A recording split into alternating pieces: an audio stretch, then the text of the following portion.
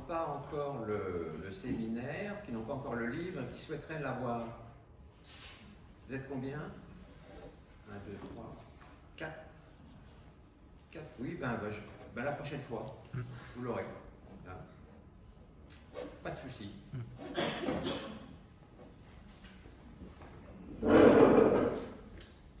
Donc, aujourd'hui, nous faisions le chapitre 7.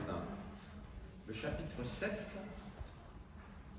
Alors, dans votre édition de poche, que beaucoup d'entre vous ont, dans l'édition de poche, il y a, c'est de la page 129 à la page 149. C'est page 129 que ça commence. En poche, et puis dans l'édition du Seuil, ça commence à la page 101. Voilà. Donc ça, c'est les petits repères de démarrage qui ne sont pas inutiles.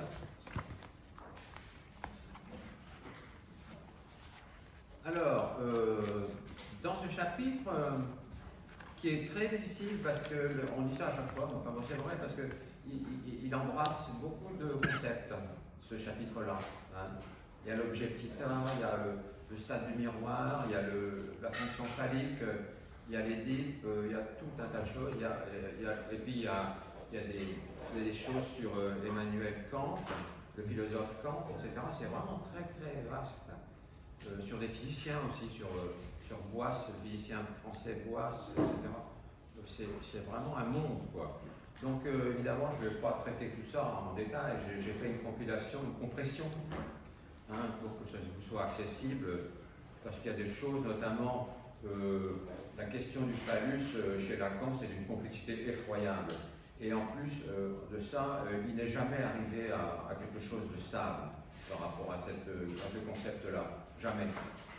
Donc des premiers temps jusqu'à la fin, il a toujours convergé par rapport à ça.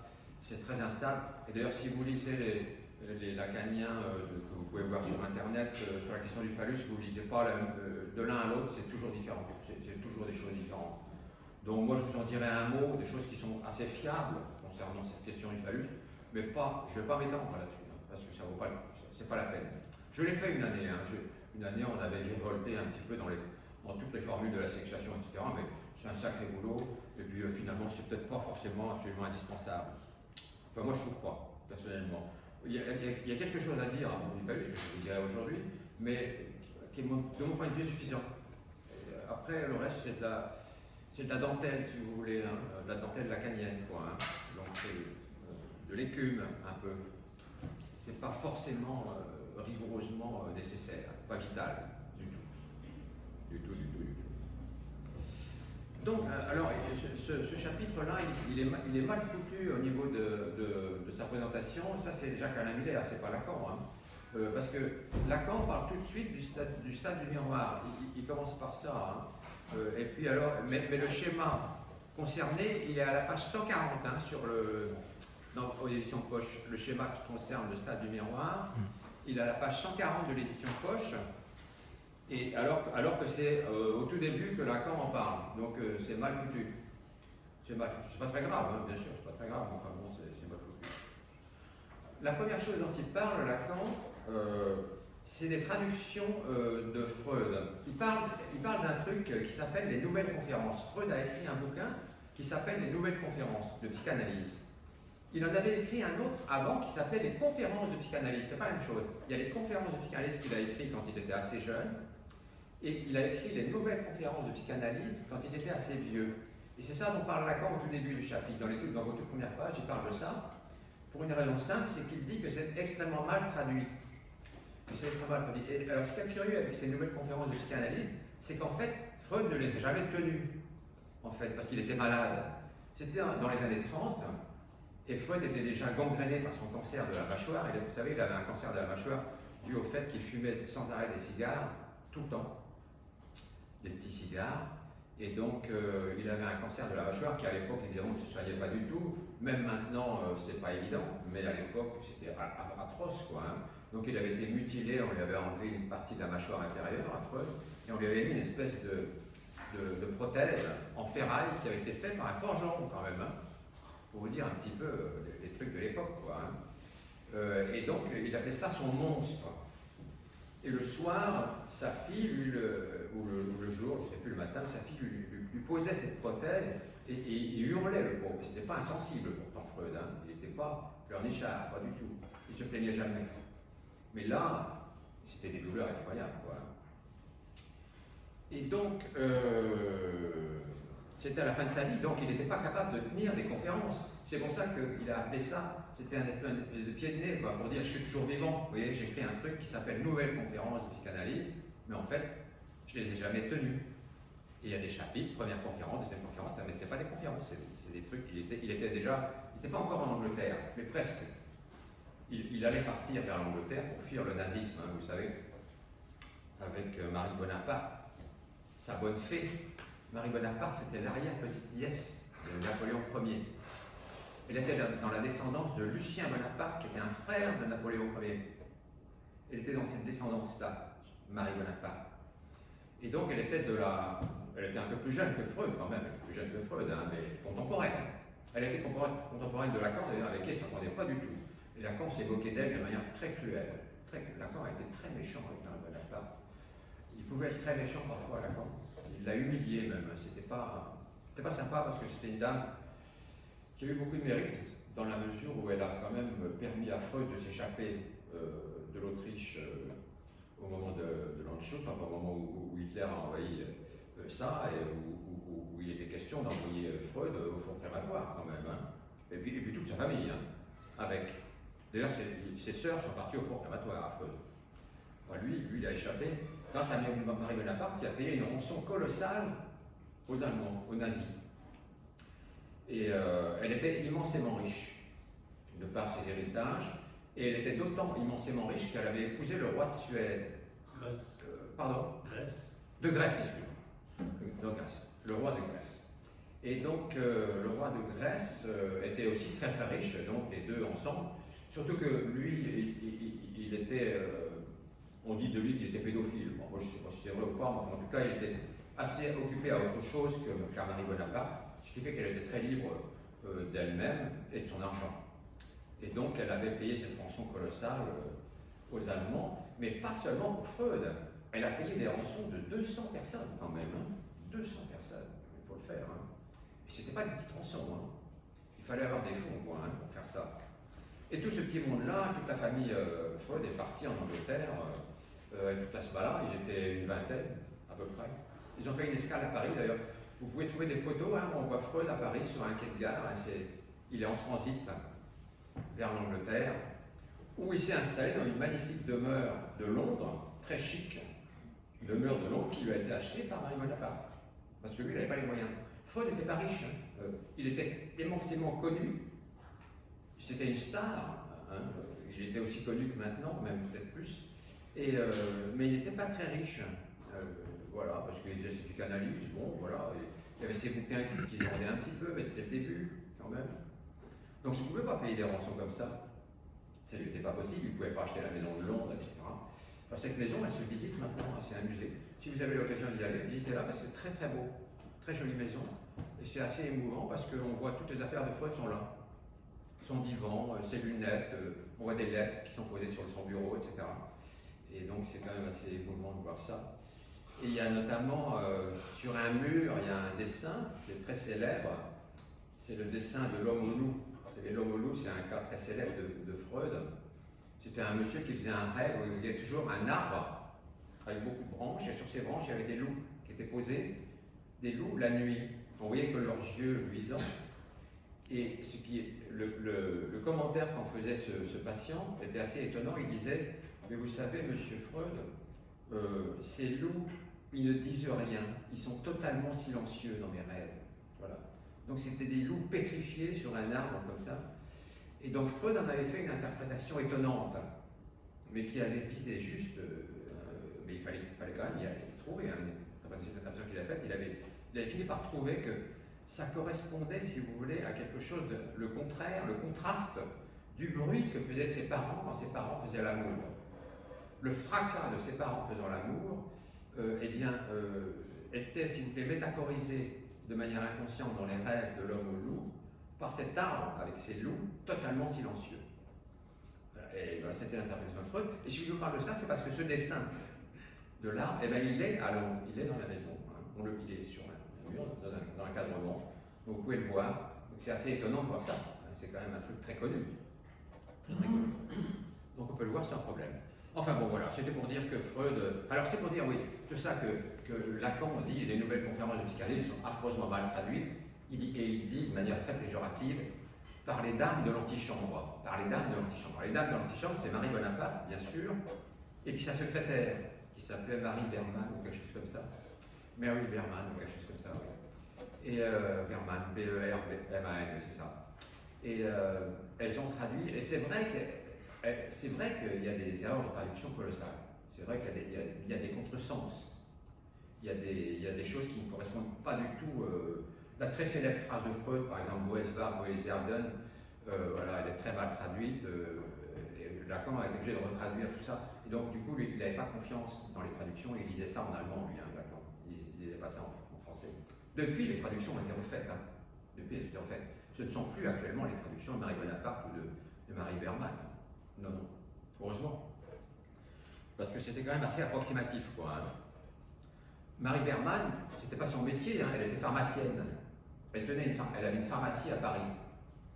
Donc elle vendait des médicaments et des potions toute la journée. C'était pas son métier de traduire. Elle devait avoir une connaissance effectivement de l'allemand qui devait être assez costaud, mais pas au point de pouvoir attraper toutes les subtilités des textes freudiens quand même. C'était pas son boulot. Et Marie Bonaparte, pas plus. Pas plus. Marie Bonaparte qui se piquait de psychanalyse, voilà, elle avait été en psychanalyse elle-même, hein, avec Freud d'ailleurs, avec Freud. Et elle voulait être psychanalyste, elle était obsédée par sa sexualité, Marie Bonaparte. Au point que, comme elle était frigide, elle disait qu'elle n'avait pas de plaisir sexuel, au point qu'elle s'était fait opérer 3 fois. Alors, je ne vous dis pas le style d'opération qu'elle se faisait faire. Elle s'était fait faire une opération où elle s'était fait déplacer le clitoris dans le vagin. Alors, c'est quand même stupéfiant. Hein. Donc, à l'époque, il y avait des chirurgiens qui acceptaient de faire tout et n'importe quoi, parce que maintenant, ça ne serait pas possible de faire une opération comme ça. Donc, elle a fait ça. Et puis, alors, elle était très déçue parce qu'elle avait pas plus de plaisir après cette intervention qu'avant, Marie Bonaparte. Donc, voilà. Et puis, avec les chirurgiens de l'époque, ça ne devait pas être, ça devait être quelque chose de croquignolesque. Donc, dans le chapitre qui nous préoccupe aujourd'hui, qui est le chapitre 7, donc, eh bien, il parle tout de suite de son petit schéma que vous avez page 140, hein, je répète, page 140, et qui correspond au stade du miroir. Alors, pour comprendre ce schéma, il faut que je vous dessine un petit schéma. J'ai pas eu le temps de faire des photocopies, c'est dommage. J'ai pas les moyens de projeter ici, on n'a pas accès à la projection. Sinon, je vous l'aurais projeté. C'est un schéma optique qui est beaucoup plus ancien que Lacan, hein, que Lacan a utilisé pour son stade du miroir. Il a utilisé le schéma optique d'un physicien qui s'appelle Henri Boisse. Henri Boisse, c'est un physicien français. Henri Boisse. Et Henri Boisse, il est né à la fin du 19e et il est mort à la dans les années 50, 60, quelque chose comme ça, enfin. Je dis ça grosso modo, hein, à la louche. Mais enfin, l'œuvre de Boisse, c'est plutôt le début du 19e, du 20e, début du 20e. Donc c'est une œuvre de physicien très conséquente, etc., que moi je ne connais pas. Hein. Mais par contre, son schéma, il est très très connu, son petit schéma optique. Et Lacan l'a piqué pour son stade du miroir, il en a eu besoin. Voilà. Et donc c'est quoi ce schéma-là? Je vous le fais comme ça. Vous prenez un miroir concave. Un miroir concave, comme ça. Voilà, ça c'est un miroir. Donc il est posé sur un pied. On peut dire qu'il est posé sur un pied. Un miroir concave. Alors évidemment, les miroirs concaves, c'est pas très courant. Hein. C'est pas très courant de trouver des miroirs, je dirais, cylindriques, concaves comme cela. Il y a des gens, alors, quand on fait l'expérience chez soi, il y a des gens qui utilisent leur bassine à confiture, qui est un petit peu des formes comme ça, un petit peu, ça fait un peu miroir concave, mais le cuivre, ça réfléchit mal, donc l'expérience n'est pas terrible. Hein. Déjà, avec un vrai miroir, c'est pas terrible, l'expérience, il faut que ça soit fait de manière très minutieuse, au millimètre près. Alors, qu'est-ce qu'il fait? Il place, si vous voulez, il place ici une petite planchette, un truc fermé, si vous voulez. hein, une boîte qui est fermée comme ceci. Ce qui fait que s'il y a quelqu'un qui regarde là, il ne voit pas ce qu'il y a dans la boîte. Et dans la boîte, il met une fleur. Une fleur, voilà. Alors, la boîte, je l'ai mise un peu basse, enfin peu importe. Hein, mon schéma, mais même vous pouvez le trouver sur Internet facilement. Hein. Vous taperez sur Internet schéma optique de Boisse, vous le trouvez tout de suite bien mieux que j'ai. Alors après, et au-dessus, il met un vase pour fleurs. Un vase pour fleurs, voilà. Alors c'est pas bien centré, parce qu'en fait c'est un peu plus haut que ça, enfin, ça n'a pas d'importance, on s'en fout un petit peu de l'étoile optique là aujourd'hui. Et donc, qu'est-ce qui se passe quand on met un miroir concave comme ça, hein, ce miroir cylindrique là, voilà, et qu'on a un œil qui regarde là, qui ne voit pas la fleur, et bien la fleur, il va la voir ici. Elle est réfléchie ici. Mais ce n'est pas une image virtuelle. Ce qu'il faut comprendre, c'est ça qui est très important, c'est que ce n'est pas une image virtuelle. C'est-à-dire que, qu'est-ce que c'est qu'une image virtuelle? Quand vous vous regardez dans le miroir, ça c'est une image virtuelle. Hein? Je mets un miroir là par exemple. Je mets un miroir, vous êtes là, voilà, et puis en face, vous voyez, symétriquement, mais renversé, hein, la droite et la gauche et la droite, hein, d'accord? Et cette image-là, ça c'est vous, et c'est le sujet, et puis ici, c'est l'image. Mais là, c'est une image virtuelle. C'est une image virtuelle, parce que si vous mettez la main si vous passez votre main derrière le miroir et que vous essayez d'attraper l'image, vous ne l'attrapez pas parce qu'elle n'y est pas. Elle n'y est pas. Hein? Vous êtes d'accord? L'image n'est pas derrière vous n'avez pas d'image derrière le miroir quand vous regardez dans un miroir. Hein? Et pourtant, sur le plan optique, c'est bien là qu'elle est, de manière parfaitement symétrique. Hein? C'est-à-dire que là, si on appelle ça A et c'est là B, A égale B. Hein? Ça, il n'y a pas de problème. Il n'y a pas de problème, c'est tout à fait... Mais c'est une image virtuelle. On ne peut pas l'attraper, si vous voulez. Alors que là, dans l'expérience de Boisse, c'est très curieux parce que ce n'est pas une image virtuelle. C'est une image réelle, c'est un hologramme. Vous savez ce que c'est qu'un hologramme, hein? Parce qu'il y a beaucoup d'hommes politiques actuellement qui utilisent les hologrammes pour faire des conférences, justement, quand ils ne sont pas là. Hein? Pour être présents quand même. Ou bien des artistes, il y a beaucoup d'artistes aussi qui utilisent les hologrammes pour être sur scène. On l'utilise même pour réveiller les morts. Hein? Je crois qu'il y a eu des concerts de Johnny Hallyday avec Johnny Hallyday qui est là, hein, en hologramme. Hein? Voilà. Alors, ce n'est pas des hologrammes en lumière du jour, pourris comme ceux-là. Hein? C'est des hologrammes avec des lasers très sophistiqués, etc., qui coûtent des fortunes. Bon, voilà. Mais là, l'expérience de Boisse, il n'avait pas de laser à son époque. Hein? Donc, il faisait avec les moyens du bord. Et c'était déjà très ingénieux. Hein? Et donc, cette image ici, c'est une image réelle. C'est une image réelle, c'est un hologramme. C'est ça qui est très étrange, si vous voulez. Hein. Et donc, la fleur paraît être dans le vase, alors qu'elle n'y est pas. On a le sentiment que, si on se met là, si on regarde comme ça, on se dit, bah tiens, il y a une fleur dans le vase. Hein. Et si on attrape, si on veut l'attraper, on ne peut pas, elle est là, mais on passe la main dedans, ça passe à travers, forcément. Hein. Mais elle est là. De manière, on peut même, comme c'est un hologramme, on peut la contourner. On pourrait aller là, on en verrait un peu le côté, derrière on en verrait presque. Vous voyez ce que je veux dire? Sauf qu'on ne peut pas trop le faire parce que si on bouge beaucoup de là, si on bouge un peu de là, l'illusion défaille complètement. L'illusion s'en va. Il faut vraiment être placé en un point très précis. Hein. Si vous le faites un jour chez vous avec un chaudron à confiture, il faut que vous calculiez au millimètre où placez votre œil pour que l'illusion vous l'ayez. Hein. Mais sur le plan optique, c'est imparable, hein, ça fonctionne vraiment, quoi. Et alors, ce schéma-là, il est essentiel pour comprendre le stade du miroir de Lacan. Si on ne comprend pas ce schéma, on ne comprend pas ce que Lacan raconte, c'est pas possible. Hein. Parce que je vous avais dit la dernière fois que c'est pas lui qui avait inventé le stade du miroir. Certes, c'est Henri Vallon, je vous avais dit qu'il était belge, parce qu'il n'est pas du tout belge, il était français, Henri Vallon. Hein, et c'était un Parisien qui a fait Normal Sup,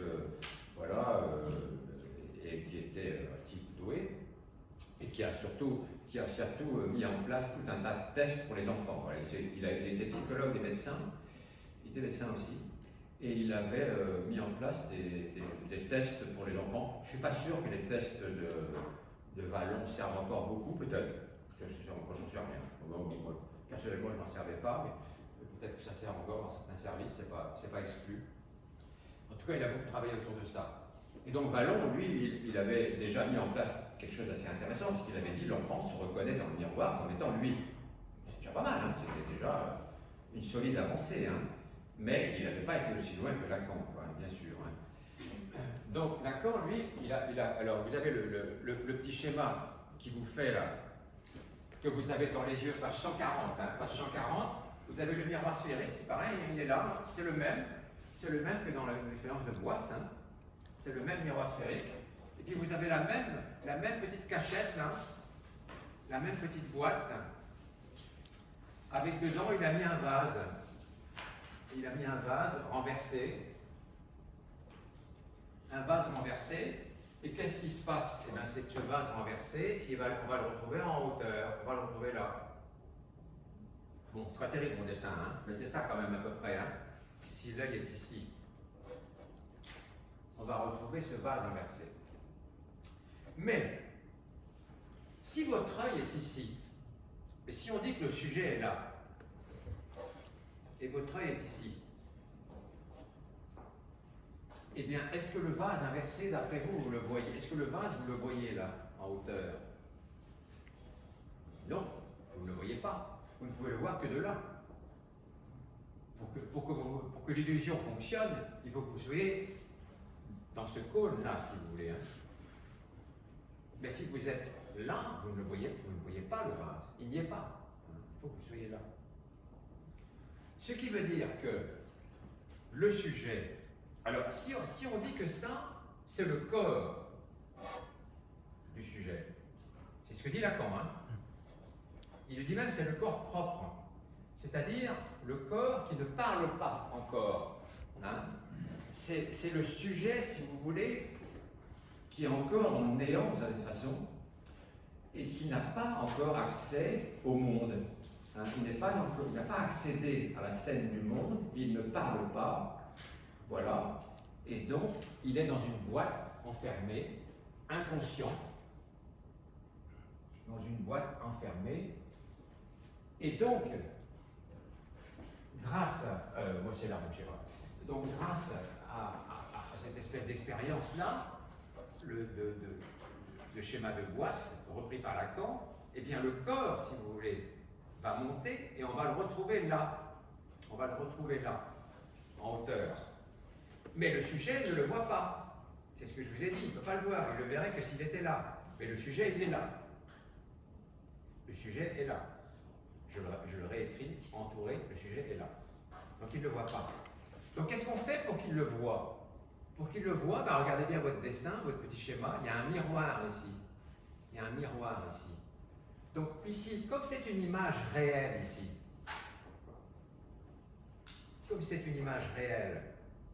et que ce n'est pas une image virtuelle, ben cette image réelle, il n'y a pas de raison qu'elle ne soit pas réfléchie dans le miroir. Hein. Une image réelle, elle se réfléchit dans un miroir. Est-ce que ça vous étonne, ça? Est-ce que ça vous étourdit? Non, est-ce que vous comprenez ça? Hein? Si vous mettez un hologramme, si vous mettez le hologramme de Jean-Luc Mélenchon, qui fait tout le temps des hologrammes dans ses meetings, devant un miroir, ben le hologramme va être réfléchi dans le miroir. Le hologramme va se voir dans le miroir. Donc là, ici, comme c'est une image réelle du corps, enfin ici c'est un vase, mais ça représente le corps, eh bien le sujet va pouvoir le voir ici. Va pouvoir le voir ici, comme tout à l'heure, mon petit bonhomme dans le miroir là-bas, il va voir une image virtuelle. Mais il va voir une image de son corps. Il va voir une image de son corps. Donc vous voyez, du fait de cette expérience-là, un peu amusante, et puis pas si complexe que ça quand même, hein, eh bien, le sujet va avoir accès, grâce au miroir, à son corps, à l'image de son corps. Ce qui est très important, parce qu'avant, il n'avait pas cet accès-là. Alors vous allez me dire, mais tous les enfants ne sont pas forcément devant un miroir, etc. Comment ça se passe? Non, parce que le miroir est à prendre au sens propre, parce que ça peut être un miroir, ça peut vraiment être un miroir. On voit des enfants qui font cette expérience-là dans le miroir. On le voit, moi j'en ai vu, hein. J'en ai vu dans mon cabinet et dans mon expérience hospitalière, des enfants vivre le stade du miroir devant un miroir. Ils le vivent vraiment avec une espèce de jubilation, une espèce d'angoisse en même temps. Hein. Ils sont à la fois angoissés et heureux et contents. Une espèce de contentement un peu crispé, vous voyez, qu'on voit souvent chez les petits enfants. Parce que ça, le stade du miroir, chez Lacan, et puis chez tout le monde, maintenant c'est comme ça, c'est admis, ça va de 6 mois à 18 mois à peu près. 6 mois, 18 mois, grosso modo. Hein, 6 mois, 18 mois. 6, 18. Donc c'est assez large. Hein. Donc l'enfant voit ce corps-là. Hein, il voit ce corps. Donc, du coup, quel est l'intérêt qu'il voit ce corps-là, qu'il voit ce corps? Eh bien, c'est qu'il va pouvoir, enfin, l'enfant, savoir qu'il a une représentation corporelle. Il va la voir. Il va voir sa propre représentation corporelle. Il va pouvoir habiter son corps. Il va pouvoir entrer dans son corps parce qu'il le voit et qu'il le reconnaît comme le sien. Hein? Alors, pourquoi le reconnaît-il comme le sien? Eh bien, parce que sa mère peut lui dire « oui, c'est toi », par exemple. Ce sont souvent les mamans qui portent l'enfant, parce que c'est des enfants petits quand même, de 6 à 18 mois, hein, qui portent l'enfant dans ses bras. La maman est devant le miroir, et l'enfant, il est là, tout ébahi de se voir. Il a peur en même temps, un petit peu, parce qu'il peut penser que c'est un étranger, que c'est pas lui au départ. Hein. Et donc, la maman lui dit « mais ça, tu sais, c'est toi. C'est toi. Hein. » Ça m'arrive, même moi, ça m'est arrivé à plusieurs reprises, hein, des enfants dont je voyais que l'identité n'était pas vraiment assurée, hein, des enfants très angoissés, etc. Et de rejouer un peu cette scène-là, dans un miroir que j'avais dans mon bureau, et de leur dire, tu vois, là, qu'est-ce que tu vois? Et donc l'enfant, si je voyais qu'il avait peur, etc., je le rassurais, je disais, mais c'est toi, hein, c'est toi, tu vois, lève ton bras, tu vois, c'est ton bras, sauf que le bras droit, c'est inversé, mais ça peu importe. Voilà, et donc c'est quelque chose que l'on peut faire. On ne va pas faire ça avec un enfant psychotique, avec un enfant délirant, évidemment. On fait ça avec un enfant qui est à peu près stabilisé, qui va très bien, mais dont l'identité n'est pas encore très bien assise, je dirais dans les 18 mois, vers les 2 ans, quoi, vers les 2 ans, où c'est pas formidable au niveau de son identité, eh bien on peut le faire, hein, c'est pas du tout quelque chose d'extraordinaire. Moi je fais des groupes de supervision dans des crèches municipales, je vous l'ai déjà dit, hein, auprès d'assistantes maternelles. Elles ont des grands miroirs, je leur dis quelquefois, quand des enfants ont certains problèmes de cet ordre-là, je leur dis amenez les enfants dans le miroir, prenez-leur la main, vous tenez-les dans vos bras, et puis dites-leur que ça c'est lui, et décrivez son corps. Tu vois, ça c'est ta tête, ça c'est tes mains, c'est tes pieds, c'est ton corps, etc. Et ça a un effet vraiment réel, quoi. Le stade du miroir, c'est pas une invention lacanienne éthérée dont on ne tirerait rien. Oui, pardon. Oui, alors, je comprends très bien ce que vous dites là sur le miroir et sa fonction de réflexion, pour réfléchir.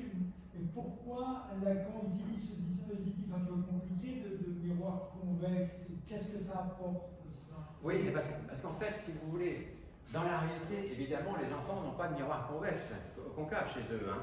Ouais. Donc, vous avez raison, effectivement, oui, c'est une bonne question, parce que ça, ils n'en ont pas. Donc qu'est-ce que c'est que ce miroir concave dans la réalité? Eh bien, si vous voulez, pour que le corps propre de l'enfant ascensionne quand même à la vue de l'enfant, ça ne sera pas grâce si vous voulez, le miroir concave, il est là pour que les gens comprennent ce qui se passe un petit peu, qu'il y a une espèce de renversement et que le corps propre arrive à être vu. C'est pour illustrer, si vous voulez. Ce miroir, il est métaphorique d'une certaine façon. Hein. Mais dans la réalité, c'est justement la grande question que pose Lacan dans ce chapitre-là. Qu'est-ce qui fait, c'est exactement votre question hein, qu'il pose, qu'est-ce qui fait qu'un jour, le corps de l'enfant arrive sur la scène du monde, hein, comme étant le sien, reconnu comme étant le sien? Qu'est-ce qui fait cela? Et il dit des choses assez drôles, Lacan d'ailleurs, c'est dans le bouquin, hein, c'est dans le chapitre 7, là, hein. Il dit, est-ce qu'il y a des petits esprits ailés qui descendent sur son crâne pour lui faire se rendre compte de ça? Est-ce qu'il y a des petits esprits ailés qui descendent sur son crâne, comme comme on le voit dans la religion catholique, hein, finalement, qu'on appelle la confirmation, il me semble, hein. C'est le Saint-Esprit qui descend vers les 7 ans, je crois, l'âge de raison, sur la tête des enfants, où ils sont censés, à cet âge-là, tout d'un coup se rendre compte que vraiment, ils sont eux, quoi, d'une certaine façon. Qu'ils sont vraiment sages et eux-mêmes, quoi. Sages d'eux-mêmes. Donc il y a quelque chose d'un peu semblable, quand même. Alors évidemment, il n'y a pas de miroir concave, et Lacan dit ceci, c'est que ça se produit grâce à la présence de la mère, d'une part, et puis grâce à la fonction paternelle qu'il appelle phi majuscule, à la fonction paternelle. Alors, Lacan ne donne pas d'explication, si vous voulez, définitive à votre question, parce qu'il n'en a pas. Personne n'en a. Hein. On ne sait pas comment on en arrive à la conscience. Ça, moi, j'en sais rien, et vous ne savez pas non plus. Hein. Mais ce que dit Lacan, quand même, c'est que c'est grâce à quoi que nous arrivons à faire le stade du miroir. Ben, il dit c'est grâce à notre corps. C'est grâce à notre corps. Et c'est pour ça qu'à un moment donné, il parle de Kant. Il dit, c'est bien joli, les philosophes, mais ils nous offrent des théories par rapport à ça qui ne tiennent pas la route une seconde. Parce que si vous prenez Kant, il répond à cette question-là. Hein. Mais qu'est-ce qu'il dit dans Critique de la raison pure, hein. Il a écrit 3 critiques, vous savez, Kant, hein. 3 énormes ouvrages. Eh bien, dans le premier, Critique de la raison pure, Kant, il parle de la transcendance. Il parle de la transcendance. Alors, Kant, pour le situer, Kant, il était un peu plus vieux que Hegel. Hein. Kant, il était du début du XVIIIe siècle, alors que Hegel était plutôt de la fin du XVIIIe siècle. Ils avaient une 50aine d'années d'écart. Si je vous dis ça, c'est parce qu'on a parlé longuement d'Hegel. Hein. On a parlé d'Hegel et ses deux consciences, vous vous souvenez, hein, ces deux consciences antagonistes qui se faisaient violence l'une à l'autre. Donc, Kant, c'est un personnage assez particulier quand même. Hein. C'est un monsieur qui a eu une œuvre considérable, il n'y a pas un Prussien qui a une œuvre considérable, mais qui était un peu fou quand même. C'est un type qui n'a jamais bougé de chez lui. Jamais. Il n'est jamais sorti. Enfin, il est sorti de sa maison, mais il faisait juste des petites balades autour de chez lui. Et il était tellement obsessionnel qu'il faisait un petit peu comme Pavlov, hein, dont je vous ai parlé la dernière fois. Il était tellement obsessionnel qu'il faisait ses balades toujours à la seconde près, toujours au même moment. À la seconde près. Ce fait qu'on disait que tous les gens de la ville où il habitait, Königsberg, qui n'existe plus, tous les gens se mettaient leur montre à l'heure en voyant passer Kant. Ah, c'est l'heure de la balade de Kant, donc il était l'heure. Hein, voilà. C'est des petites anecdotes sur Kant comme ça. Et toute la vie de Kant était réglée comme ça. Il était prof. Il a été prof dans diverses universités, etc., où il a enseigné des tas de choses. Il n'a pas enseigné que la philosophie. Hein. Non, il a enseigné des tas de choses, la théologie, même des mathématiques, tout ce qu'on veut. Et c'est pareil, il était d'une précision et d'une horaire et une précision dans son enseignement, etc., qui était remarquable, certainement, mais qui était très obsessionnalisé, quoi. Hein, très plaisir. Bon, c'était son système de défense. Ça ne l'a pas empêché de produire une œuvre considérable. Alors, qu'est-ce qu'il entendait par la transcendance? Lui, il répondait à votre question, hein, Kant. Il répondait, eh bien, dans la vie, on a des intuitions. Voilà. On a des intuitions transcendantales qui font que, voilà, on arrive dans le monde et puis on sait que c'est nous. Voilà, on sait que c'est nous. En gros, c'est ça. Alors, évidemment, les philosophes vont dire que je massacre Kant en faisant une telle compression, mais en gros, c'est ça qu'il dit, hein, je veux dire. Alors, il parle du temps et de l'espace, hein, Kant, hein, dans Critique de la raison pure. Il parle du temps et de l'espace en disant c'est dans l'espace que le sujet arrive à savoir qu'il y a des choses qui sont hors de lui, qui ne sont pas lui. Ah bah oui, ça c'est important, hein, pour se rendre compte qu'on est soi. Il faut bien savoir qu'il y a des choses qui sont hors de nous. Donc ça, c'était pas con, hein, de la part de Kant. Donc il a dit il y a des choses qui sont hors de nous, dans l'espace. Et puis, dans le temps, eh bien, nous avons le temps d'avoir des intuitions transcendantales, qui font que émerge notre conscience. Hein. Donc vous voyez que c'est pas la même chose que chez Hegel. Hein. Chez Hegel, avec ses deux consciences, c'était différent. Là, c'est vraiment, c'est des intuitions. Alors, Lacan dit, ce qui n'est pas acceptable chez Kant, c'est que chez lui, la conscience, ben, elle est donnée. Elle est donnée comme ça, elle est dans l'assiette, comme on dit quoi. Hein. Elle est dans l'assiette à la naissance. Voilà, là voilà. Hein. Donc il n'y a pas à s'angoisser, il n'y a pas à s'emmerder, elle est là. Donc là, il dit bon, Kant c'est très bien, mais ça ne me va pas, ça ne me va pas. Il dit ça dans ce chapitre-là, hein, dans le chapitre 7. Hein. Il le dit très clairement, ça ne me convient pas du tout. Et après, il parle de Descartes. Alors il dit de Descartes, alors je vous en ai déjà parlé de Descartes, vous vous rappelez, hein, je pense donc je suis. Pour répondre aussi à votre question, parce que Descartes répond aussi à votre question, hein, puisque Descartes lui dit je pense. On a déjà parlé souvent de ça, hein. Donc je suis. Donc c'est pas compliqué. Hein. Si je pense donc je suis, il n'y a pas besoin de stade du miroir avec tous ces bastringues-là, hein. Il n'y a pas besoin. Je pense donc je suis. Donc, alors je pense, quand est-ce que j'arrive à la penser? Ça, Descartes il ne le dit pas. Hein. Quand est-ce que ce jeu-là arrive? Ça, alors là, point d'interrogation, hein. Il ne le dit pas. Hein. Et non seulement il ne le dit pas, mais il le crée, c'est lui, il crée ce jeu-là, Descartes, et puis il fait en sorte que ce premier jeu crée le deuxième jeu. Créé par Descartes lui-même, si vous voulez. Et donc, du coup, Descartes se met un peu en position divine, hein, en position de Dieu, puisqu'il dit « je fais exister, je me fais exister moi-même, je me fais exister moi-même ». Ce qui ressemble un peu à Hegel d'ailleurs là, hein. C'est un peu Hegel avec ses deux consciences, c'est la même chose, parce que c'est ce que je vous avais dit la dernière fois, hein. C'est pareil, je me fais exister la même. Alors ça, Lacan appelle ça le concept par extension, quelque chose comme ça, par extension. Oui, c'est ça, je crois qu'il utilise le mot extension. Effectivement, il y a une espèce d'extension, vous voyez. Il ne s'emmerde pas, Descartes. Hein. Il part du jeu là, et puis il l'étend jusqu'au deuxième jeu, en disant, ben voilà, le deuxième jeu, il est là, c'est tout, hein, hein, c'est pas plus compliqué que ça.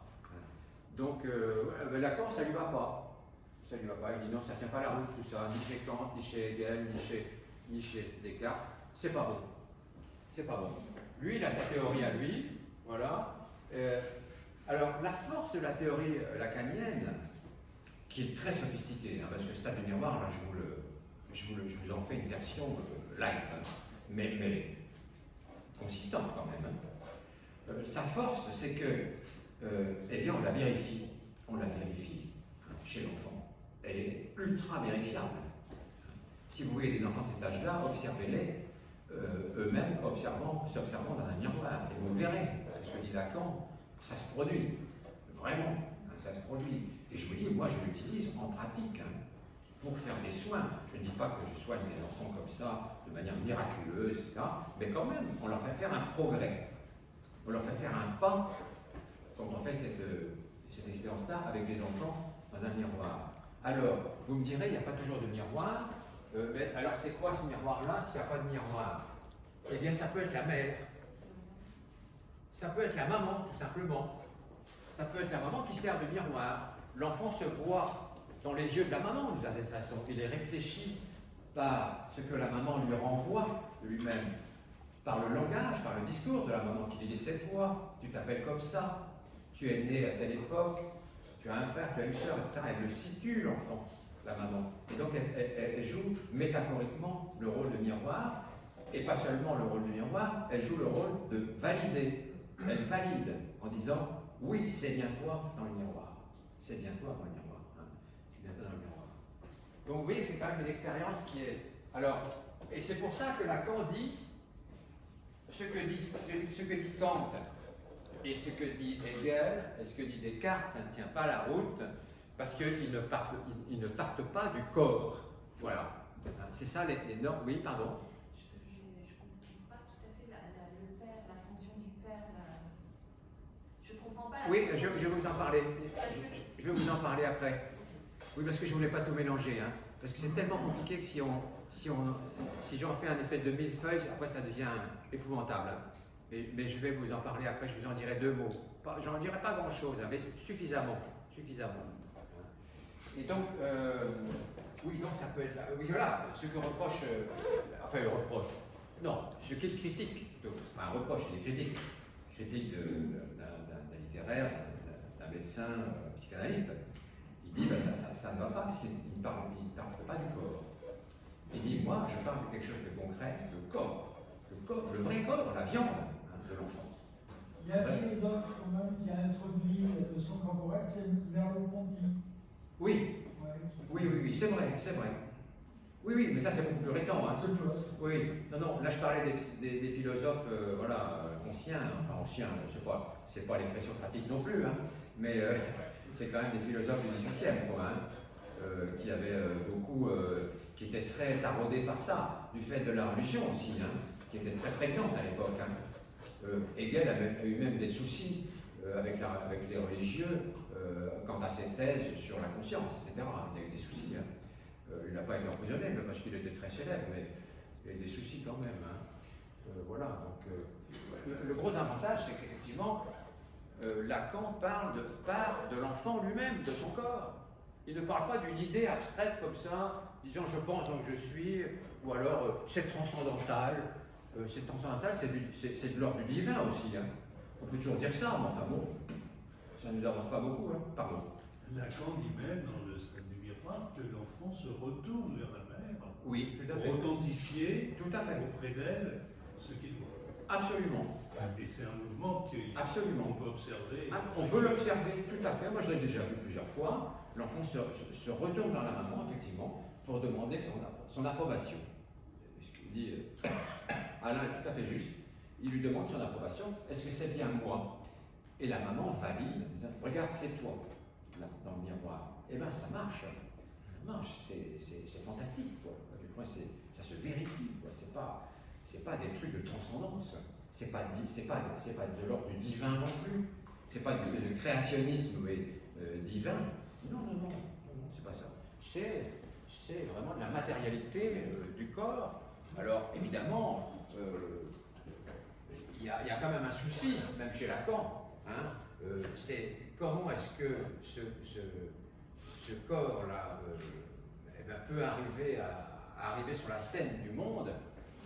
Là, évidemment, c'est compliqué. Hein, c'est compliqué, mais il y répond par le fait que l'enfant finit par le voir visuellement, le corps.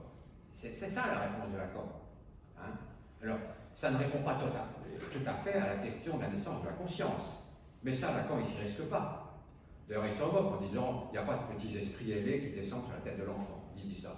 C'est pour s'en moquer, parce que lui-même, il n'a pas la réponse à la naissance même de la conscience.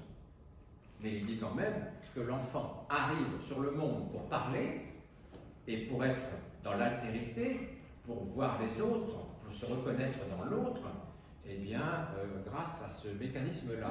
Alors, justement, comme Lacan a du mal quand même à dire ce qui se passe là, qu'est-ce qui se passe pour que ça monte là, hein, comme ça, en dehors du fait qu'il y a le regard de la mère, etc., eh bien, il appelle ça une bande de méduses. Donc, vous allez voir, ça paraît compliqué, mais ça n'est pas tant que ça.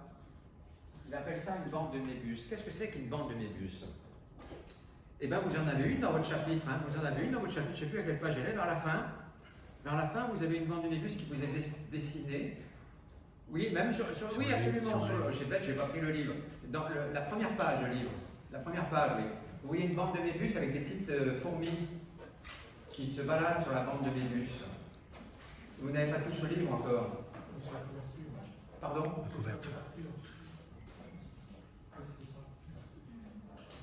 Sur la première page. Hein. Oui, c'est ça. Voilà, c'est une bande de méduses et on voit des petites fourmis qui s'y baladent. Et j'ai demandé tout à l'heure combien il y a de personnes qui n'avaient encore pas le livre. Là. Vous pouvez lever la main dans les factus là pour que je vois. Oui, d'accord, ok, d'accord. Il y a un petit peu plus que tout à l'heure. Vous l'avez pas? Vous l'avez? Je l'ai oublié. Ah bon, je vois. Là, vous verrez le petit dessin avec la fourmi. Et cette fourmi, elle se balade sur une bande de méduses. Alors, qu'est-ce que c'est? C'est une bande de méduses que vous avez en photo, là, sur la page de garde, la première page. Et qu'est-ce que c'est qu'une bande de méduses? Ben, c'est très simple à comprendre. C'est que si vous prenez votre ceinture et que vous la fermez, vous enlevez votre ceinture de votre pantalon, de votre robe, de jupe, vous prenez votre ceinture, vous la fermez. Eh bien, vous voyez qu'elle a une face et puis elle a deux faces. Hein, elle a un côté et un autre côté. Et si vous voulez passer d'un côté de votre ceinture à l'autre côté de votre ceinture, vous êtes obligé de passer par un bord. Vous êtes d'accord? Il ne faut pas faire autrement. Hein. Si votre ceinture est comme ça, pour passer de là à là, vous êtes bien obligé de passer par un bord. C'est fermé. Hein, c'est fermé. Vous êtes obligé de passer par un bord. Par contre, si cette ceinture-là, vous la défaites et vous faites faire un demi-tour à 180 degrés à la ceinture et vous la ramenez sur l'autre, vous la recollez avec du scotch ou en la fermant tout simplement sur l'autre côté, vous créez une bande de Mébus. Et cette bande de Mébus, elle a une drôle de propriété très étrange. C'est que vous allez voir que si vous promenez votre doigt sur une face de cette bande de Mébus, ben vous allez voir que votre doigt se balade toujours sur la même face. Une bande de Mébus n'a qu'une face. C'est extraordinaire, hein, ça. Mais c'est vrai. Faites l'expérience avec votre ceinture, vous verrez que la bande de Mébus n'a pas deux faces, elle n'a qu'une seule face. Le fait d'avoir retourné la ceinture de 180 degrés, exactement, hein, 180 degrés, de l'avoir rattachée ou collée avec du scotch, si vous faites ça avec du papier, ça vous crée une bande de Mébus. Elle n'a qu'une face. Elle n'a qu'une face. Et donc, on pourrait dire que n'ayant qu'une face, elle n'est pas orientable, elle n'a pas d'image dans le miroir. Elle n'a pas d'image dans le miroir. C'est vrai. Parce que, qu'est-ce que c'est qu'avoir une image dans le miroir? C'est que, j'ai effacé mon petit bonhomme, mais c'est que quand vous regardez dans un miroir, votre œil droit devient votre œil gauche dans le miroir, votre œil gauche devient votre œil droit, vous êtes d'accord, hein? Ça symétrise l'image. Hein? Alors que si vous mettez une bande de Mébus, si vous le ferez avec votre ceinture devant un miroir, vous n'avez pas difficile à faire, hein? Ou avec du papier, vous pouvez en fabriquer une, c'est encore mieux. Hein? Eh bien, vous la mettez devant un miroir, vous verrez et c'est exactement pareil, elle n'a pas de droite ni de gauche. Donc la Cordy, elle n'a pas d'image dans le miroir. Elle n'a pas d'image dans le miroir. Elle n'est pas orientée. Elle n'est pas orientée. Elle n'est pas inversée. Vous ne pouvez pas l'inverser puisqu'elle n'a qu'une face. Donc c'est pas possible. Hein. Et pourquoi est-ce qu'il utilise cette métaphore-là, de la bande de Mébus? Eh bien, c'est pour dire que si cette bande de Mébus-là, si cette flèche-là n'a pas d'image dans le miroir, eh bien, c'est qu'on n'y a pas accès. Voilà, c'est qu'on n'y a pas accès. Ça reste mystérieux. Voilà. Lacan, là, il jette l'éponge avec la bande de Mébus en disant c'est une bande de Mébus, on n'en a pas d'image de ça, on ne sait pas. On ne sait pas. Hein. Il y a beaucoup de choses qu'on ne sait pas sur cette terre. Hein. Et Lacan, il savait le dire hein, quand il était au bout de quelque chose, interdit un peu par une interrogation d'ordre métaphysique ou autre. Eh bien, il savait le dire. Et là, il le dit, c'est cette ascension du corps propre de l'enfant sur la scène, c'est une bande de Mébus, on n'en a pas d'image. On ne peut pas en avoir d'image. Par contre, on a une image du corps une fois qu'il est monté. Mais l'ascension elle-même, eh bien, se heurte aux mêmes questions que s'étaient posées Kant et Hegel de la naissance de la conscience. Et à ça, Lacan, il n'a pas la réponse. Il n'a pas la réponse. Hein, il n'a pas la réponse, bien sûr. Parce que, voilà, comment pourrait-il avoir la réponse? On ne voit pas. Sauf s'il avait été fondamentalement chrétien ou catholique.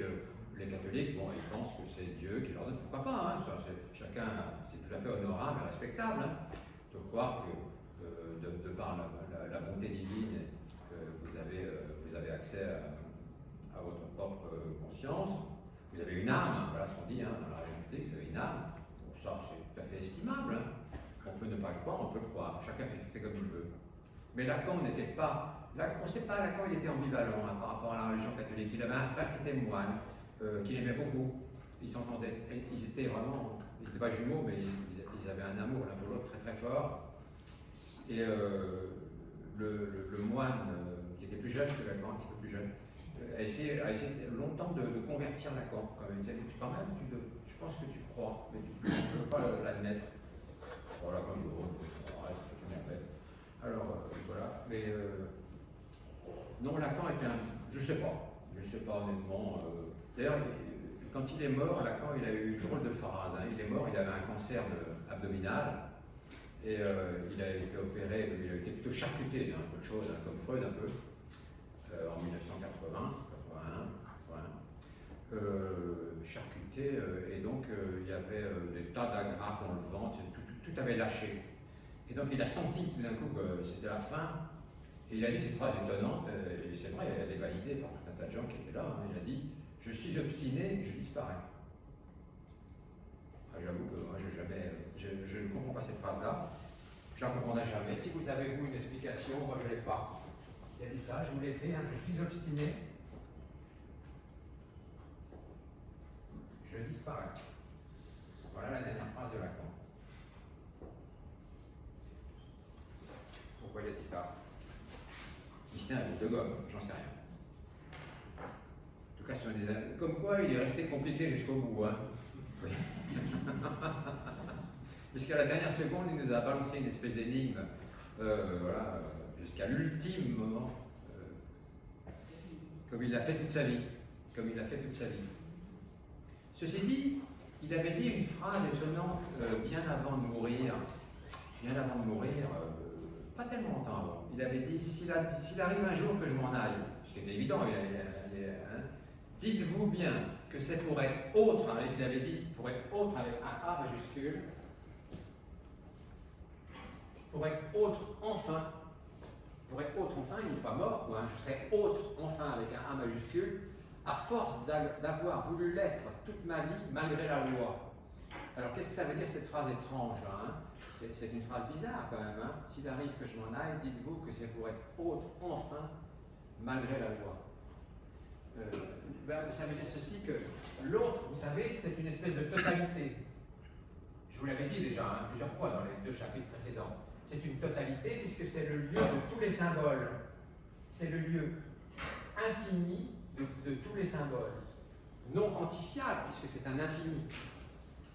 Quand, je vous avais dit aussi les précédentes séances que quand l'enfant arrive au monde, il symbolise un certain nombre de choses. Nous, on a un certain stock de vocabulaire, on a certains concepts, etc. Mais ce n'est pas un infini. Hein. Il y a beaucoup plus de choses qui nous... Il y a infiniment plus de choses qui nous échappent que de choses que nous avons. Que nous avons symboliquement, que nous possédons, que nous maîtrisons dans notre langage. Hein. On a très peu finalement de concepts, de signifiants, de symboles dont on est assuré. Ça, je sais que c'est une table, mais encore, hein, si je ferme les yeux et que je ne la vois pas la table, je ne suis pas sûr que c'est une table. Hein. Voilà, oui, on peut être blousé de toutes les façons sur le renvoi du symbole à sa signification. Hein. C'est pas du tout évident. Hein. Donc, être autre, être l'autre, c'est impossible. Il y a une loi, la loi qui nous dit, c'est la loi de la castration, si vous voulez, qui nous dit qu'on ne peut pas être dans la toute-puissance. Hein. On peut pas. Ça, c'est très concret aussi dans la pratique que moi je fais aux enfants, je vous dirai pourquoi. On ne peut pas être dans la toute-puissance et croire que l'on possède tous les concepts et tous les symboles. Si on le croit, c'est qu'on est fou. Hein. Les schizophrènes peuvent penser ça. Et on ne va pas les engueuler s'ils pensent ça, évidemment. Hein. Certains schizophrènes peuvent penser qu'ils ont une forme de toute-puissance. D'ailleurs, il y a un exemple de Freud qui s'appelle le président Schreber. Hein. C'est un cas clinique de Freud qu'il n'a pas connu d'ailleurs. Hein. Enfin, il l'a commenté. Il l'a commenté puisqu'il ne l'a connu. Et Schreber se prenait pour l'univers. Schreber se prenait pour l'univers. Donc Schreber se prenait pour l'autre avec un A majuscule. Hein. Mais parce qu'il était fou. Il était fou. Donc, il y a une loi, la loi de la castration, qui nous dit non, nous ne sommes pas complets au point de pouvoir être autres. Nous ne pouvons pas l'être autres, avec un A majuscule. Donc il faut accepter cette loi-là de la castration, si vous voulez. Il faut l'accepter. Si on ne l'accepte pas, on est mal. Hein. On est mal. On ne peut pas évoluer dans la vie, hein. C'est pas possible. Et donc Lacan, il avait dit ça, je serai autre enfin, une fois mort, quoi. Une fois mort, il y a des chances que peut-être je sois autre. En tout cas, je serai dans l'autre, même si j'en ai pas la conscience. Voilà. C'est pas faux. Et peut-être quand il a dit je suis obstiné, c'est peut-être pour ça. On va dire que je veux être autre. Voilà, peut-être.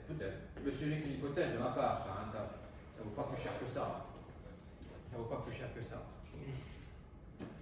Donc ce stade du miroir, il est quand même très très important. Alors, ici, si vous voulez, quand l'enfant voit son corps comme ça, il va dans cette direction-là. Si vous voulez, l'enfant, il va dans cette direction-là. il va vers. Alors ici, Lacan il a appelé cet objet-là, cette première image du corps là, il l'a appelé I de A, et l'image virtuelle qu'on voit dans le miroir, il a appelé I' de A. Vous l'avez sur votre petit schéma, hein, ça. Il a appelé I' de A. Et ça, le I de A, il appelle le moi idéal. Mais déjà Freud le faisait ça. Hein. Déjà Freud l'appelait comme ça.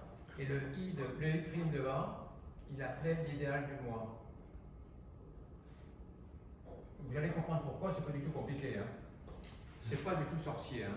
Pourquoi est-ce qu'on dit ici que c'est un moi idéal? C'est parce que le premier moi de l'enfant, qui voit son corps dans le miroir, c'est un moi essentiellement narcissique. Hein.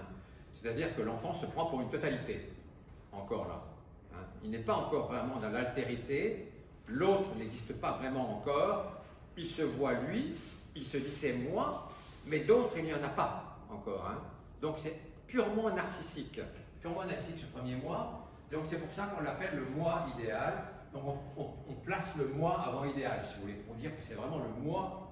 Ah, voilà, c'est le moi qui est là d'abord, le moi qui est là.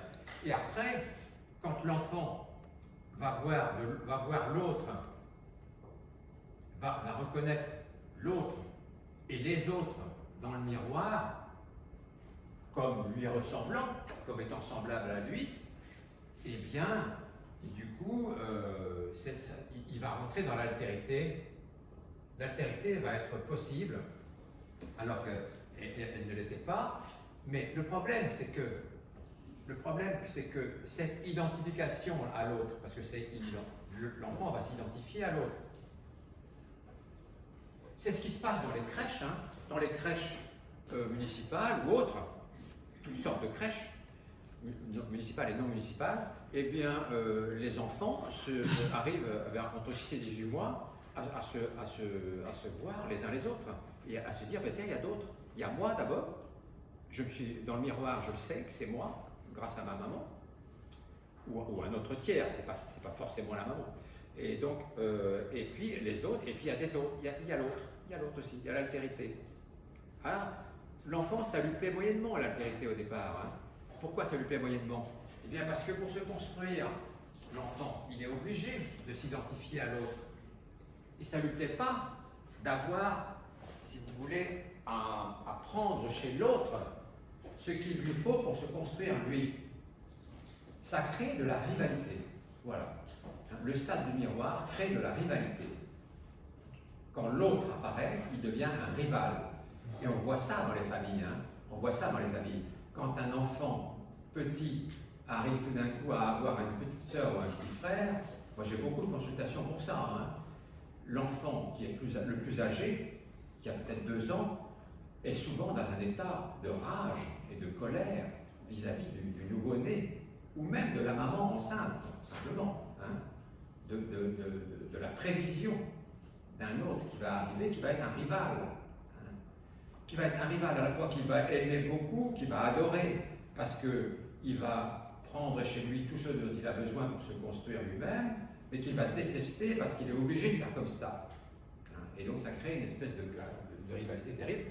Et j'ai beaucoup de consultations, moi, de parents qui arrivent avec leur enfant en me disant il est insupportable, il est triste, il pleure souvent, il fait des crises de rage, de colère, etc. Et voilà, et parfois il agresse sa petite sœur ou son petit frère, on ne sait plus quoi faire, etc. Ben, je leur dis calmez-vous, c'est pas grave du tout. Hein, l'enfant est en train de vivre quelque chose d'édipien, il a vécu son stade du miroir, je leur explique ça en 2 mots, etc. Et donc il va se calmer, et je vais lui parler.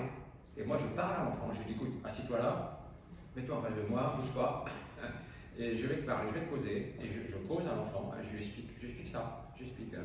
Tu sais, je lui dis, tu sais, toi, tu as 2 ans, tu es grand, maintenant tu parles un petit peu, tu fais des phrases, tout ça c'est bien, je peux parler avec toi, c'est sympa, je te regarde, tu me regardes, etc. On se regarde. Et puis, si la petite sœur est là, ou le petit frère qui est beaucoup plus petit, qui a un bébé, par exemple, je dis, ben, tu vois, il y a le bébé dans les bras de ta maman. Mais ta maman, elle est obligée de prendre le bébé dans ses bras parce qu'il est tout petit, il ne marche pas. Donc si elle le lâche, elle va tomber par terre. Mais si ta maman prend ce bébé dans ses bras, c'est pas parce qu'elle l'aime plus que toi, c'est parce que c'est comme ça, elle est obligée. Toi aussi, quand tu étais minuscule, ta maman te prenait dans ses bras. Et puis ta maman, elle est obligée de le changer, elle est obligée de lui donner à manger, elle est obligée de le laver. Peut-être qu'elle le fait moins avec toi, tu fais beaucoup de choses par toi-même, mais ça ne veut pas dire qu'elle t'aime moins. Parce que c'est ça le gros problème des enfants. Quand ils voient leur maman faire des tas de choses avec un enfant plus petit, ils se disent, ma mère, elle ne m'aime plus. Maman, elle ne m'aime plus, elle m'abandonne. Et les enfants, ils ont des craintes, des angoisses d'abandon. Et moi, ça je le vois dans mes consultations, c'est flagrant, quoi, hein, c'est flagrant. Et quand on parle sur 2 ou 3 séances, il n'y a pas besoin de 50 séances pour faire ça, 2 ou 3 séances, on parle à l'enfant, on lui dit les choses que je viens de vous dire, hein, à vous, et que je dis à l'enfant, en le regardant dans les yeux, hein, et je vous assure que quand j'ai des enfants qui sont quelquefois très instables en consultation, eh bien, quand je parle à un enfant très instable de ça, il arrête de bouger. Hein. Il arrête de bouger, il s'assoit en face de moi, il ne bouge plus. Parce qu'il sait que c'est quelque chose de fondamental qu'on est en train de dire là, d'essentiel. Et je dis, l'amour de ta maman, il est le même pour toi, exactement le même pour toi, que pour ton petit frère ou ta petite sœur, même si ta maman s'occupe plus de ton petit frère ou ta petite sœur, parce qu'elle est obligée de s'occuper plus. Tu vois, tu comprends. Et voilà, et l'enfant comprend, et au bout de 2 ou 3 séances, c'est réglé. C'est réglé. Il n'y a pas besoin de faire des thérapies compliquées qui durent des siècles pour des problèmes comme ça, pour des problèmes édipiens de cet ordre-là. Donc ça, vous voyez que Lacan, c'est pas que de la théorie éthérée et insaisissable, hein. Pas du tout. Il y a des outils conceptuels vraiment utilisables chez l'enfant, quoi. Et chez l'adulte aussi, hein, parce que vous savez que la rivalité oedipienne, elle renaît souvent chez les adultes. Hein.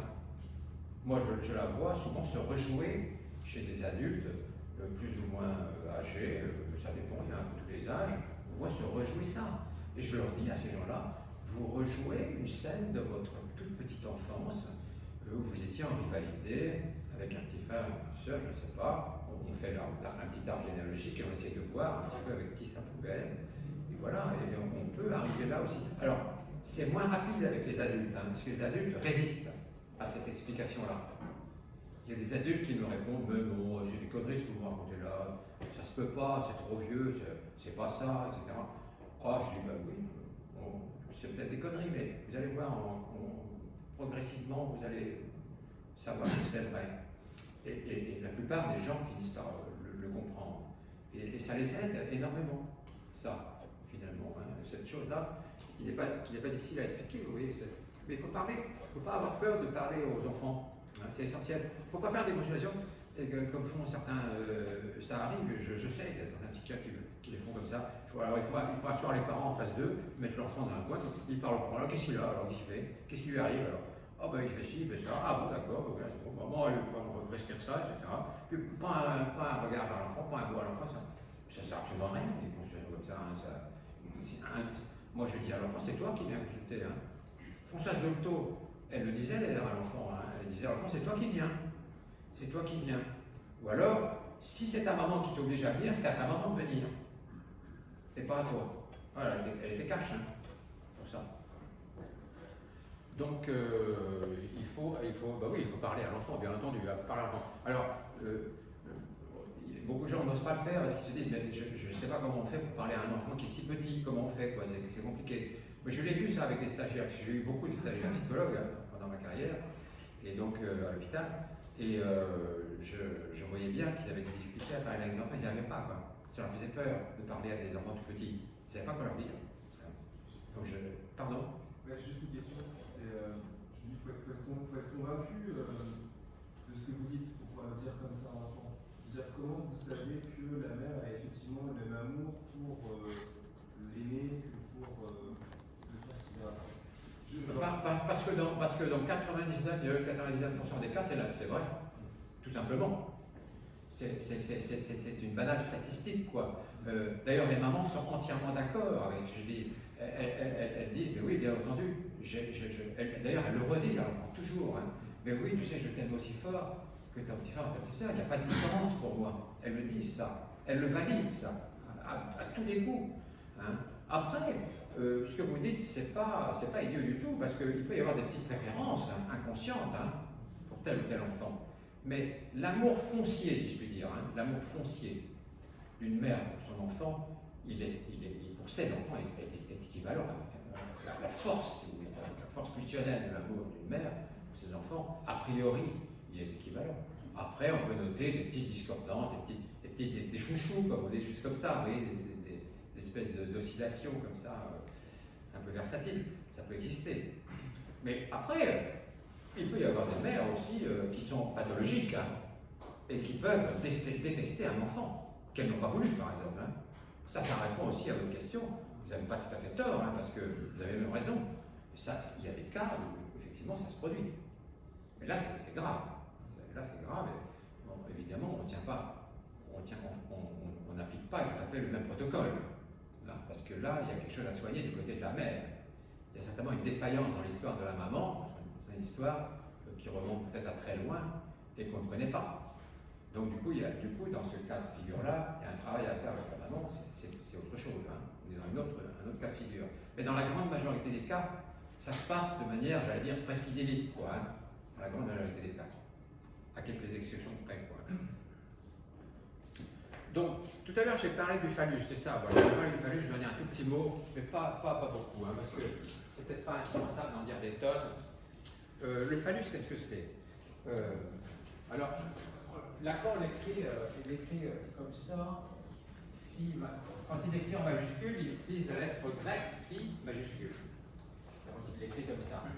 Et donc, il l'utilise, Lacan, pour dire que le phallus est un signifiant pur, qui n'a pas de signification.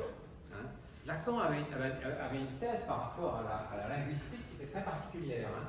Je vais vous en dire deux mots comme ça, sans trop vous embrouiller, quand même. Hein. Parce que là, aujourd'hui, je vous ai quand même tartiné un peu. Pourquoi est-ce qu'il prend, Oui, pardon. pourquoi est-ce qu'il prend la lettre I pour parler de I petit a? Pourquoi est-ce qu'il prend Image, I. Ah, I, image. Et ce signe-là, pourquoi vous avez dit? Pardon.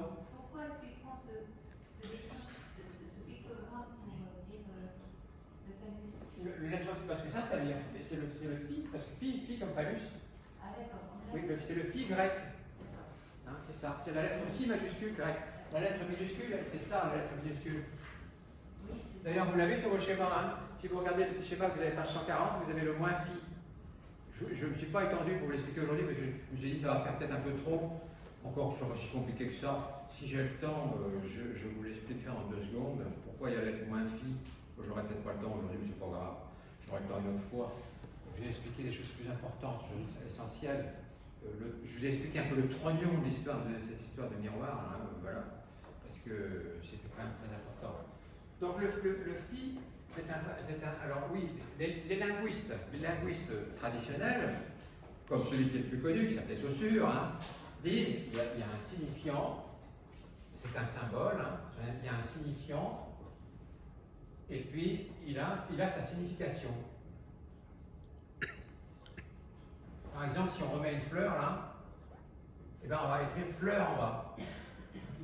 Voilà, ça c'est la linguistique classique, c'est le signifiant fleur que l'on voit a une signification précise, c'est une fleur. Voilà. Ça c'est la linguistique classique saussurienne, celle de Saussure. Mais Lacan, ça ne lui convient pas, comme souvent. Et donc, lui, il dit Lacan, c'est pas vrai. La plupart du temps, les signifiants, il y a une barre entre le signifiant et le signifié, il met une barre qu'il appelle une résistance. Et il dit ça ne va pas de soi qu'un signifiant il ait une signification. Ça ne va pas de soi. Ça ne va pas de soi. Du tout, du tout. Il y a des choses qui nous échappent tout le temps. Et les significations sont versatiles. Et effectivement, très souvent, par rapport à un symbole ou un concept, il y a autant de significations qu'il y a de personnes. Hein. Donc il y a une espèce de, si vous voulez, d'oscillation du signifiant, de versatilité du signifiant, d'évanouissement de la signification, pardon. Versatilité du signifié. Pardon. C'est Oui, la- exactement, du signifié. Oui, il faut que je sois précis dans mes mots. Hein. Parce que, effectivement, la signification, il l'appelle le signifié. Mais comme tous les linguistes, hein. Ça c'est pas lacanien spécialement. Le signifiant et le signifié. Donc pour Lacan, c'est pas évident il ne dit pas que le signifiant n'a jamais de signification, sauf qu'il l'a quand même dit une fois. Hein. Il l'a quand même dit une fois, parce que Lacan, il avait le sens de l'outrance comme ça pour provoquer. Hein. Une fois, il avait dit au séminaire, le signifiant n'a jamais de signification. La merde, on est mal. Là. Mais donc, c'était un peu une provoque. Mais là, alors, ce qu'il voulait dire quand même, c'est que le signifiant, ça peut résister à la signification. Quoi, hein. Je vous ai donné l'exemple tout à l'heure si je ferme les yeux de la table, je ne suis pas sûr que ce soit une table. Vous voyez, il ne faut pas grand-chose pour que le signifié, il ne soit pas forcément le mot table. Je peux dire, je sais pas, moi, c'est autre chose, c'est un morceau de bois, mais je ne sais pas que c'est une table, par exemple. Vous voyez, n'importe quoi. Donc c'est versatile, c'est fragile.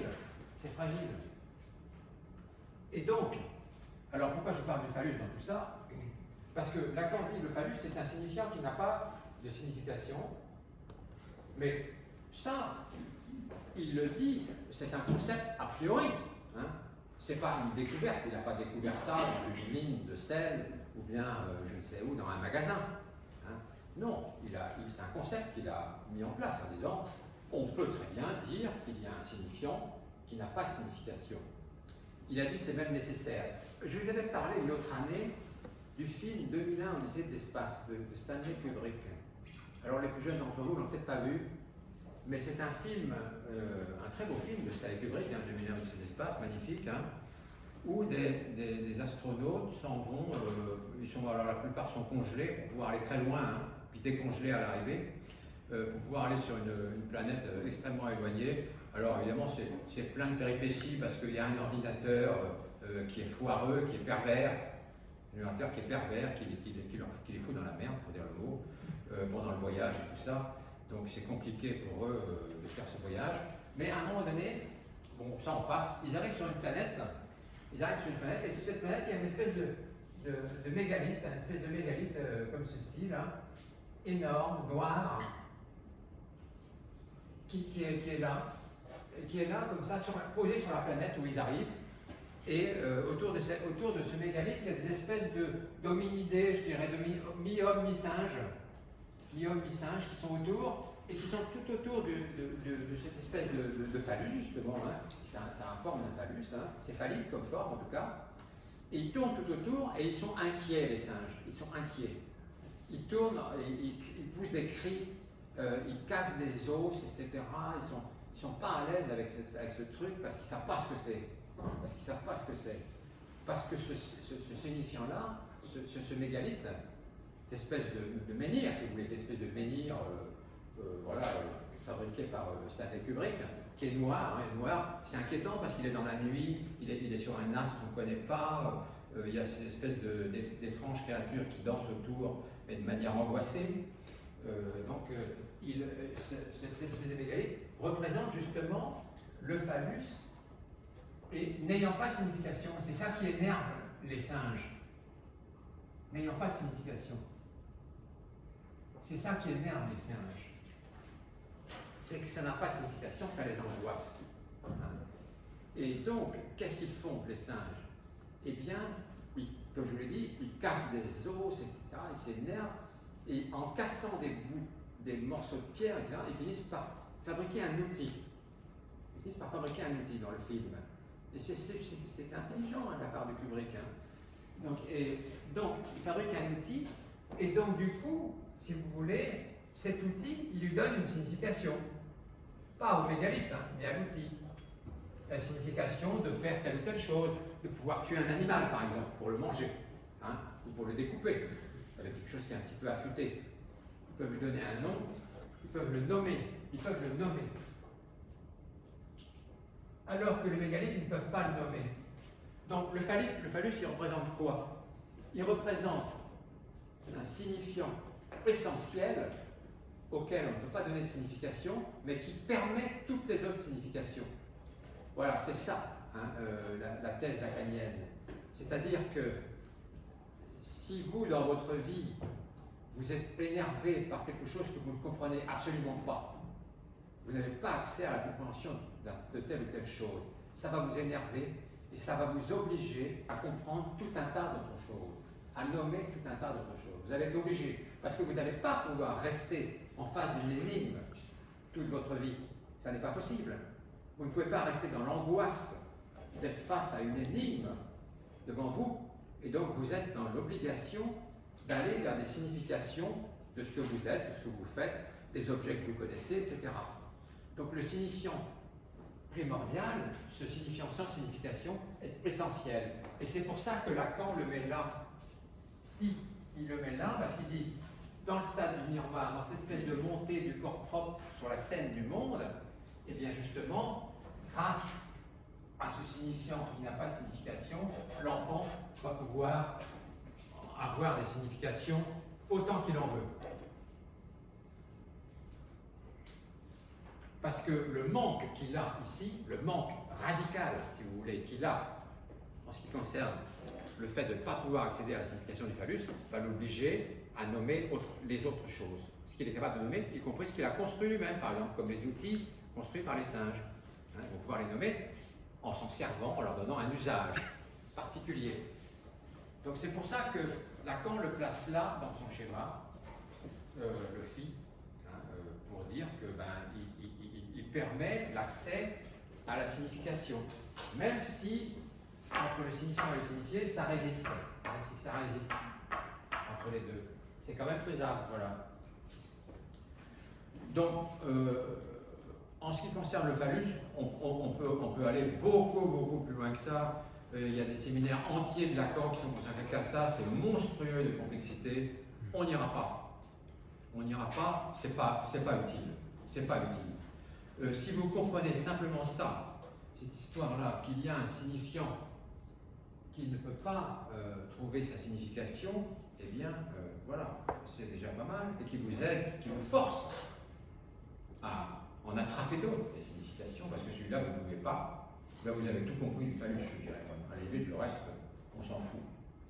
Le reste, c'est une espèce d'algèbre lacanienne, qui n'est pas, d'ailleurs, qui est très subtile, très intelligente, mais qui n'est pas indispensable. Sincèrement, on peut très bien vivre sans passer, sans problème. Donc, oui, alors, la dernière chose que j'avais à vous dire, par rapport à ce stade du miroir, là, à ce stade du miroir, quand l'enfant fait ce mouvement-là et qu'il va vers l'autre, l'altérité, eh bien, de ce côté-là, c'est presque infini, si vous voulez. Il n'y a pas de raison que ça s'arrête. Et donc, si l'enfant va trop loin, ou si un adulte va trop loin, du côté de l'imaginaire, de l'altérité imaginaire, eh bien, il peut être très angoissé, voire faire des phénomènes de dépersonnalisation. Dépersonnalisation. Je ne dis pas en entier ce qu'on appelle dépersonnalisation, et puis angoisse. Mais ça, ce n'est pas non plus un concept lacanien éthéré. Ça, on l'observe en pratique aussi, tout le temps, en cabinet. Quand vous travaillez, vous voyez tout un tas de gens qui sont angoissés, qui sont un peu dépersonnalisés. C'est-à-dire que dépersonnalisés, ça ne veut pas dire qu'ils se sentent un autre. Non, c'est pas ça. Ça veut dire que le monde leur semble un petit peu inquiétant, un peu bizarre, un peu étrange, pas comme d'habitude. Voilà. C'est ça une dépersonnalisation, vraiment, au sens un peu, si vous voulez, de base. C'est sentir que le monde est un peu, oui, vous regarde, comme si le monde vous regardait d'un drôle d'œil, que les objets n'aient pas leur sens habituel, voilà, et que donc vous êtes dans une forme d'inquiétude, dans une forme d'angoisse par rapport à ça. Ça arrive fréquemment. Je reçois pas mal de patients qui ont cette pathologie-là. Eh bien, on peut les rassurer, parce qu'en fait, on peut les rassurer en leur disant que, en fait, simplement, on peut leur faire le petit dessin, ils vont un petit peu trop loin du côté de leur imaginaire. C'est malgré eux, ce n'est pas quelque chose de volontaire, ils vont un peu trop loin du côté de leur imaginaire, et donc ils se perdent un petit peu derrière le miroir, si vous voulez. En fait, ce sont des gens, si je vous refais mon petit bonhomme de tout à l'heure, je mets le miroir et je mets un petit bonhomme d'image virtuelle qu'on ne peut pas attraper, on ne peut pas l'attraper ici. Supposez que quelqu'un aille un petit peu trop loin et puis qu'il s'imagine qu'il va l'attraper derrière le miroir. Ça peut arriver, C'est ce qui arrive aux animaux d'ailleurs, Quand vous mettez un animal devant un miroir, très souvent il fait des gestes, pense qu'il peut l'attraper, hein, l'image. Et souvent, les animaux ont des gestes agressifs, pas toujours, mais parfois ils peuvent avoir des gestes agressifs dans le miroir.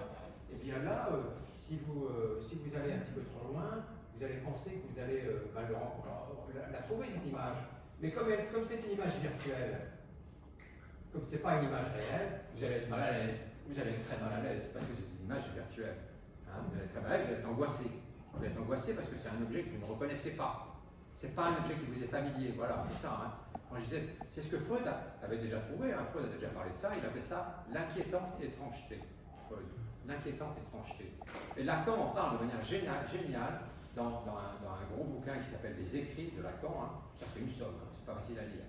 Mais il en parle en disant, chez les gens qui font des phénomènes de dépersonnalisation, et c'est fréquent, hein, qui sont angoissés, parce qu'ils sont fatigués, parce qu'ils ont eu des tas de soucis, ils sont très fatigués, ils font des petits phénomènes de dépersonnalisation et le monde leur devient un peu inquiétant. C'est pas grave, ce n'est pas qu'ils aient, si vous voulez, franchi des limites, ce ne sont pas des états limites, ils ne sont pas allés au-delà des limites, ils ne sont pas devenus schizophrènes ou délirants, c'est qu'ils ont fait un phénomène de dépassement, ils ont dépassé.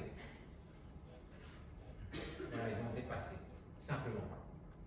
Mais ils n'ont pas franchi, ils n'ont pas cassé le mur des limites qui fait qu'on sombre éventuellement dans la psychose, par exemple, hein, dans des mécanismes délirants. Donc c'est important de connaître tout ça, parce que vous voyez que vous pouvez voir que toutes ces choses-là, ce sont des choses qui sont totalement utilisables en pratique. Hein. Moi, ce sont des choses qui sont mes outils de travail. Hein. Pas tout le temps, j'en ai d'autres, bien entendu. Et des fois, je suis démuni aussi, hein. Ça m'arrive d'être démuni, hein. Il y a des cas où on est paumé. Mais il y a beaucoup de cas où ces outils lacaniens, là, sont quand même extrêmement utiles. Et il ne faut pas penser que Lacan était simplement quelqu'un qui élaborait des concepts extraordinairement sophistiqués et puis bavard. Non. Lacan était, il ne faut pas l'oublier, était psychiatre. Hein. Il voyait des malades tout le temps. Il faisait des présentations de malades, même à l'hôpital Sainte-Anne, etc., qui étaient très célèbres. Donc c'était un psychiatre extrêmement averti. Donc il savait ce qu'il faisait. Il savait ce que c'était que la schizophrénie, il savait ce que c'était que la névrose. Hein. Lacan, il n'avait pas à apprendre grand-chose là-dessus. Et donc il avait quelques idées sur la manière de faire en sorte que les gens aillent mieux. Hein. Et ces concepts sont là pour en témoigner, bien entendu. Hein. Après, il y a eu des efflorescences, il est allé beaucoup plus loin, il est allé tellement loin qu'il nous a un peu largués par moments. Hein. Mais pas là, pas ces choses-là. Hein. Voilà, aujourd'hui je vous ai résumé un petit peu le chapitre, je n'ai pas tout dit de ce chapitre, mais je vous ai dit quand même l'essentiel, le plus important, hein, et qui concerne le stade du miroir. J'ai besoin de parler un peu d'Édith, mais je n'ai pas le temps. J'en parlerai une autre fois parce qu'Édith, justement, il dit un petit peu quelque chose. Je vous en parlerai une autre fois parce que c'est quand même intéressant de pouvoir plaquer un peu l'histoire d'Édith sur ça. Mais ça suffira comme ça. Et puis donc, je vous souhaite de bonnes fêtes de Noël. Voilà, on se revoit après. Hein. Et puis, il y aura les quelques livres pour les gens qui les ont demandés, seront là. Voilà. Bonne année, bonne